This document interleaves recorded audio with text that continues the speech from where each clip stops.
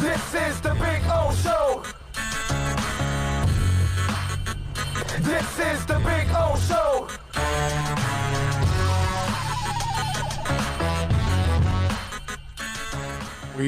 If you have not heard about the mess at FSU, it's pretty bad, okay?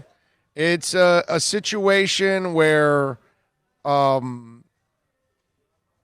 you got a coach that's basically now labeled a liar, and you have now lost your your locker room. And for those of you that don't know, he came out, Mike Norvell, the head coach of FSU. He was interviewed by Tashawn Reed, and I talked to Tashawn. They're going to do a story today, and then I think I'm going to be able to follow up. I was trying to get him on the show today, but they kind of put a kibosh on it at the moment because this thing is blown up. So hopefully we'll get Tashawn on. Maybe tomorrow we'll get him on, but we'll have Ira Schofel on for sure from War Chant. And we always have Ira on when we've got stuff going on at FSU. So Mike Norvell put himself in some serious hot water. It's not like the worst lie in the world, you know what I mean? People have said worse lies, but it was one that makes him look really bad. Because he was asked about what was going on with the George Floyd situation, and has he addressed his players? And he said, we had open communication with our team, our players, and our coaches. I went back and forth individually with every player this weekend, and that was something that was important to me because this is a heartbreaking time in our country. You see hate and you see discrimination. You see some of the acts that have occurred. I mean, it's a problem, and it's something that we have to stand together and we have to work at it to get it fixed. I'll continue to share with our guys the platform that they have had the opportunity that there is there for them to make a difference, to be an influence, and to be able to have an impact on our country in a positive way by the overall mindset and approach of how we treat people to how we respond in situations.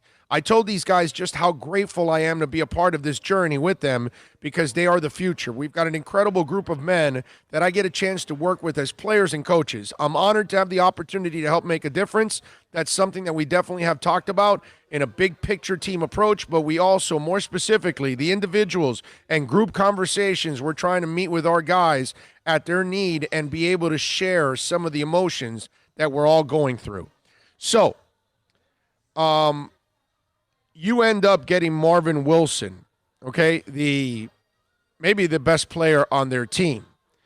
And he tweets out, man, this, and he puts a picture of a turd.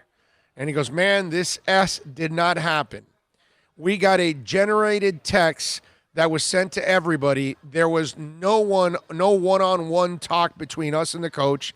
That is a lie. Me and my teammates as a whole are outraged, and we will not be working out until further notice.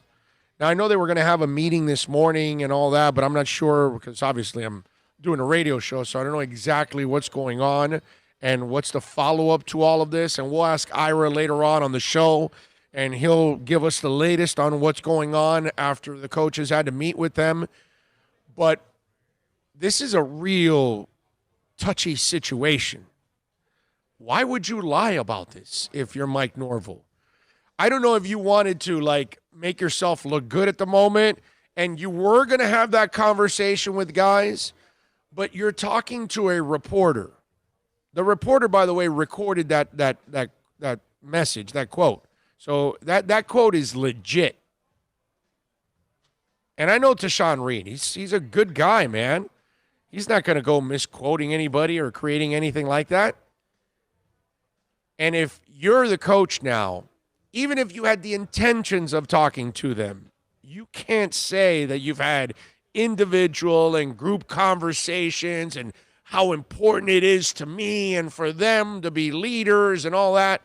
And then now you got your best player calling you out and calling you a liar because you never did it. I got to tell you, if I'm the AD I got to be really worried now about this guy as my head coach. And can anybody trust him now when it comes to all of this? Because you think about how touchy of a situation this is. This is a personal situation for the black community. They are sick and tired of being, viewed the way they are. And then you're going to throw this out there because they need real help. Now you're actually throwing out fake news on fake help. And they don't need that. They actually need somebody that actually is going to reach out to them, that is understanding, that is supportive. Not that it's going to, that's all they do is live a lie.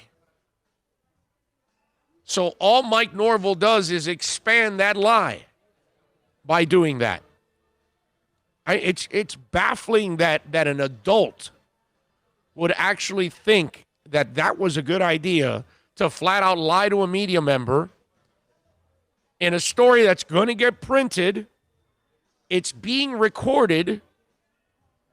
And good for Tashawn Reed that he's got it recorded, because then you get into, if you don't have a recording, then the coach can call you a liar, and then that's it. You're done.